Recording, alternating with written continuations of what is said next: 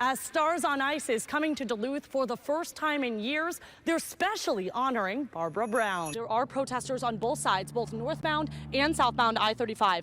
From what we have seen, from what me and my photojournalists here have seen, there has not been any violence, but there are Duluth police officers that we're assuming they are Duluth police officers out here on the highway, and they do have riot gear. Despite that 10 p.m. curfew for the city of Duluth, there were dozens of protesters out tonight. They are still out. As you can see, a City of Superior police car behind me. The road here is blocked off and has been blocked off since about 3 o'clock today. That's when we learned about this facility issue at the Husky refinery. This is the first summer that the family is using their sunflower field as a way to attract donations from visitors. They usually hold a toy drive in November and have done so for the last 8 years. UMD's spring break began last Friday, and they were supposed to come back to campus on Monday, March 16th.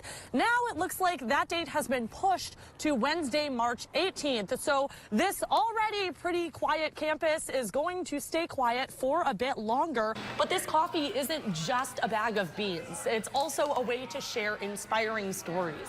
Each bag has a QR code on it. You scan it, and it takes you to a podcast episode. The Teamsters Local 320 Union were out striking today, and that building is right off of a county road, a road that those plow drivers would be responsible for clearing when it snows if they weren't on strike. The Federal CARES Act allocated about $300 million to support the arts nationwide, a small portion of a nearly $2 trillion bill. Last night's power outage, which lasted from between 11 p.m. to about 1 a.m., affected 5,000 customers here in Hibbing. There are a lot of people pouring into the arena right now, many of them wearing orange. If not orange, if they are from the opposing team, they're wearing orange ribbons or even have orange on their hockey sticks, all to honor Marshall. She used to love going shopping or coming here for a stroll on Duluth's Lake Walk. But those activities now have to be limited for her. They will keep updates on their conditions on their website and on their social media. But for now, it's time for glow tubing. Ah! Woo! Well, there she goes. That looks like fun. We're starting now with some breaking news. Superior police are closing the Blotnick Bridge to and from Superior because of a warehouse fire that's creating visibility dangers. Here is a live look right now out from our live cameras pointing toward Superior. You can see that fire. You can see the flames and the smoke. Two historic buildings on Superior's north end are gone after a massive fire on Thursday. The blaze ignited just before 6 a.m. The head coach for the Denfeld boys basketball team is speaking out following an incident last week where their charter bus driver was arrested for being under the influence. If you're headed down to the Twin Cities, get ready to mask up. Both Minneapolis and St. Paul are reinstating mask requirements. One of the only multicultural hair studios in the Twin Ports says they are proof the community needs more of these types of businesses. The 36-year-old Crystal Veronica Ball was working an overtime shift as a Duluth Transit Authority bus driver on the morning of that crash, which happened just before 10 a.m. on September 10th. It's time to enjoy the spirit of the season along the shores of Superior. One of Duluth's favorite holiday traditions is back this weekend, the Duluth Winter Village. And there are some big changes this year. So the DACA Communications Director, Lucy Amundsen, is here live in studio with us to give us a little preview of what we can expect for this weekend. Good morning, Lucy. How are you? Good morning. Thanks for having me. Yes, thank you so much for joining us. So, of course, first and foremost, the biggest change happening this year, instead of being at Glensheen Mansion, Duluth Winter Village is at Harbor Drive near the deck. Why is that change so beneficial for us? That's me eating an ice cream cone.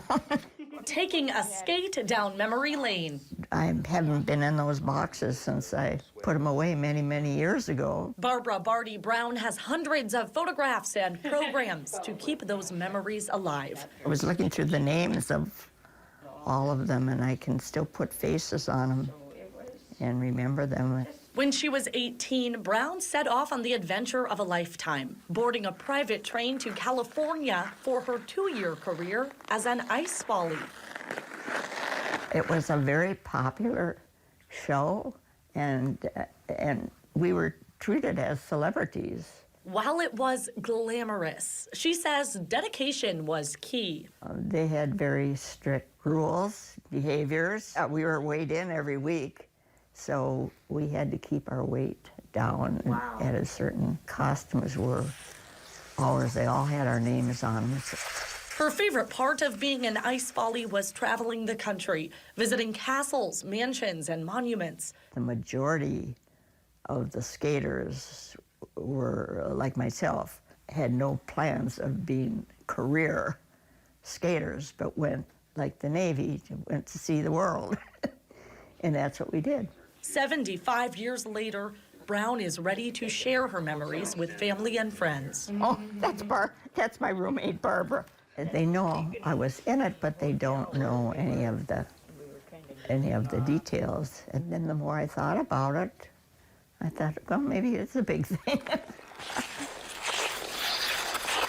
And it is. As Stars on Ice is coming to Duluth for the first time in years, they're specially honoring Barbara Brown. Celebrate this holiday season with figure skating's brightest stars in a special performance of Stars on Ice. You could just make a straight line from the Ice Follies to Stars on Ice.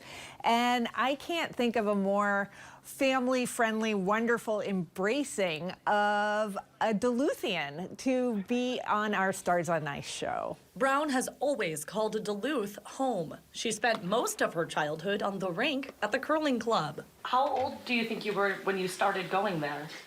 Probably 5. And may I ask how old you are now? I'm 93. Now, Stars on Ice will shine a spotlight on this secret skating celebrity where it all began 7 decades ago. I guess I never regretted what I did. It was just a part of my life that was exciting and fun. It was just a wonderful experience. You know, I was sitting there with him, with my hand on him, just like praying for him and thinking that he could die at any moment. On the evening of August 30th, Kira Patrick Johnson was driving down Highway 210 in Carlton when she saw a scruffy dog lying on the side of the road. And I assumed that he was dead. And I didn't want him to keep getting hit by vehicles. So I pulled over to pull him off of the road, and I realized that he was alive. He was breathing. Kira contacted the Missing Pets of the Northland Facebook page, connecting with admin and vet assistant Jody Carlson. I happened to check the messages and this hit by car dog came in, and I was in my car and I knew I was only like 10 minutes away. So I messaged her and told her I would be there in a couple minutes. Jody took the pup she decided to name Curly to Blue Pearl Pet Hospital, each dime straight out of her pocket. Jody posted a fundraiser for his medical bills on her Missing Pets of the Northland Facebook page, where Curly's story inspired her nearly 19,000 followers. The fundraiser's goal was $2,500. The community raised more than $4,100. Anything that was left over that wasn't used for his medical bills went right into our pot to use for other stray animals in emergencies. Duluth Veterinary Hospital took over Curly's care the next day. Despite injuries, he walked in on all fours. Had he not walked in, I would have been a lot more grave in my prognosis, but he's a fighter and was doing fantastic. They said, oh, well, he might actually make it. Dr. Kristen Dank diagnosed head trauma, a leg injury, and lung bruising. But after a couple days of tender, loving care, Curly was feeling and looking much better. Seeing that first tail wag was the best moment ever. Now that his wounds have all healed and his breathing is good and he's been neutered, he's just in for happy visits now. A moment, a happy dog healed, thanks to 3 guardian angels and thousands of dollars in community support, all in a day's work for these women. Well, this is why we do what we do, is to help the animals and see them get better, and that's the greatest reward. Come here, girl. Come here. Oh, I know, that looks good, huh?